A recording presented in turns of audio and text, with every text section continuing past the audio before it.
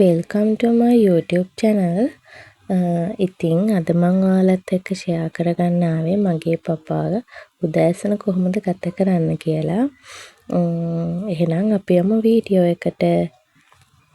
අපේ බබා නැගිට ගමන් කරන්නේ ආ චුට්ටක් ගේ වටේ ඇවිදලා සෙල්ලම් කරන කැවිදින්න බෑ තව එයා තන ගහලා තමයි යන්නේ.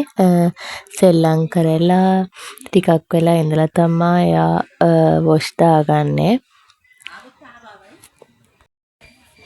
එයා අස්සම දෙයක් තමා මේ එයාගේ බේසමට වතුර දාලා සෙල්ලම් කරන එක. එයා උදේට දවල්ට දෙකටම මේක කරනවා. එයා හරිම ආසාවෙන් තමා මේ නාන්නේ ඇඟ සෝදන්නේ. උදේම නම් ඇඟ සෝදන්නේ නාන්නේ නැහැ.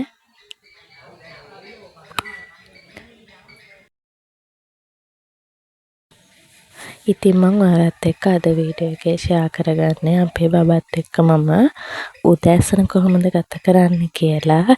මුළු දවසම ගත කරන විදිහ ඕනනම් කමෙන්ට් එකක් දාන්න. උදෑසන නිසා පොඩි වෙලාවයි මේ වීඩියෝ එකේ තියෙන්නේ. ඉතින් එයාට අනිවාර්යෙන්ම ඕන එකක් තමයි ඔය කෝප්පේ. එකෙන් අපිට යව නාවන්න බෑ.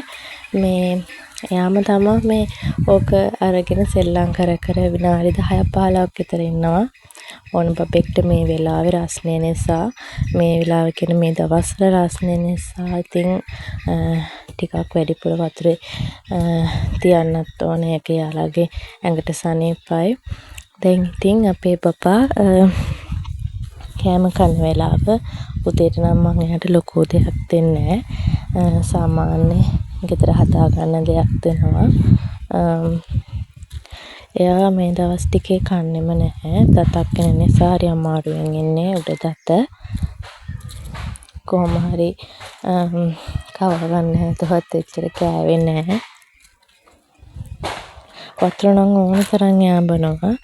ඉතින් දැන් එයා ආසම වෙලාව එයා සෙල්ලම් කරන වෙලාව මේ උදේ කරන පොඩි කොටසක් නිසා අද වීඩියෝ එක මෙතනින් ඉවර වෙනවා. දිග වීඩියෝ එකක් ඕන නම් කමෙන්ට් එකක් දාගෙන යන්න.